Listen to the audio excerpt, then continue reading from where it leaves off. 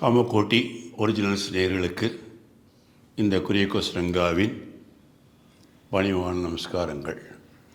இன்றைக்கி நம்ம எடுத்துகிட்டு இருக்கிற டாபிக் வந்து சமஸ்கிருதமா இங்கிலீஷா, எது நல்லா இருக்குன்னு சொல்ல வர நீ அப்படின்னு பெரியவா கேட்டது.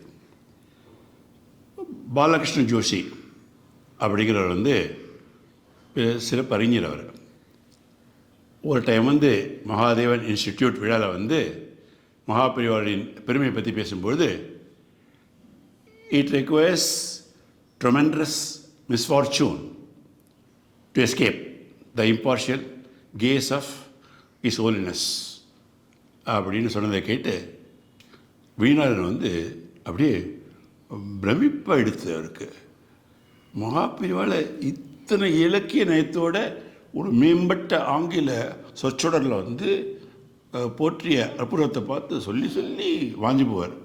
பெரிய பெரிய ஆங்கில அறிஞர்களையும் மிஞ்சிய அந்த வர்ணனையாக வந்து அதை வந்து ஸ்லாகித்து உணர்ந்ததாக அவர் சொல்லிகிட்டே இருப்பார். அடிக்கடி மகாபெரிவாளை எப்பேற்பட்ட பூர்ண நிலைமையில் வந்து நிலையில் வந்து இந்த பாலகிருஷ்ண ஜோஷி வந்து அனுபவிச்சிருக்கார் அப்படிங்கிறத வந்து உணர்ந்து சந்தோஷப்பட்டுட்டே இருப்பார். இந்த அற்புத ஆங்கில வரிகளை மனசில் ஆசை போட்டுட்டே இருப்பார் போவோம் அடிக்கடி. அப்போது ஒரு டைம் வந்து தேனம்பாக்கத்துக்கு சிவாஸ்தானத்துக்கு வந்து அந்த பெரியவாளோட வெளிநாடு இருந்தபோது இந்த பாலகிருஷ்ண ஜோஷி பெரியவாளை தரிசிக்கிறதுக்காக அங்கே வந்தார். அவ்வளோதான், அவர்கிட்ட ரொம்ப மதிப்பு வச்சிருந்த வெளிநாடு வந்து ஓடிப்போய் அவர் அந்த கைத்தாங்க அழைச்சிட்டு வந்து பெரியவா சன்னதியில் வந்து நிறுத்தினார்.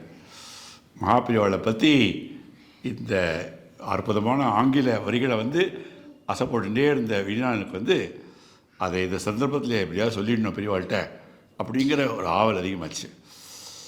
மகாபெரிவாளை பற்றி அவர்கிட்டயே இப்படி சொல்ல கொஞ்சம் தயக்கமாக இருந்தது. அவரை பற்றியே புகழ்ந்து அவர்கிட்ட அந்த வரிகளை ஒத்த மாதிரி ஒரு ஸ்லோகம் ஒன்று ஞானம் இருந்தது.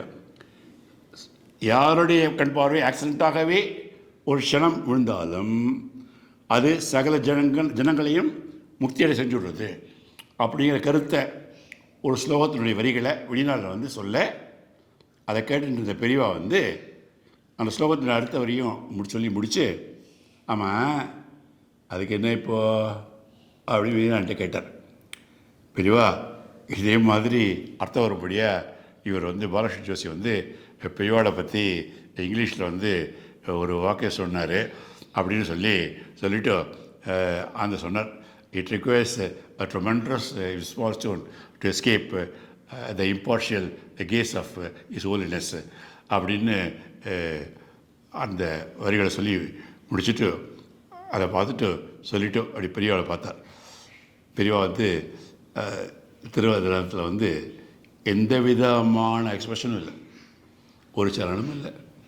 மெல்ல வீணார் அப்படி பார்த்துட்டு பெரியவா அந்த வாக்கியத்தை இன்னொரு தடவை சொல்ல சொல்லி கேட்க போகிறார் அப்படின்னு நினச்சிட்டு மனசில் சந்தோஷப்பட போகிறார். அப்படி நினச்சிட்டு இருந்த வீணா எனக்கு பெரியவா கேட்டார், இப்போ என்ன சொல்ல வர, அந்த சமஸ்கிருதம் நல்லா இருக்குங்கிறியா அது இங்கிலீஷ் நல்லா இருக்குங்கிறியா அப்படி சம்மந்தமே இல்லாத வேறொரு திசையில் ஒரு கேள்வியை கேட்டு தன்னை பற்றி புகழ்ந்த வார்த்தைகள் எல்லாம் வந்து அதுக்கெல்லாம் அசர மாட்டேனாண்டா அப்படிங்கிற மாதிரி இன்டைரக்டாக புரிய வச்சுட்டார்.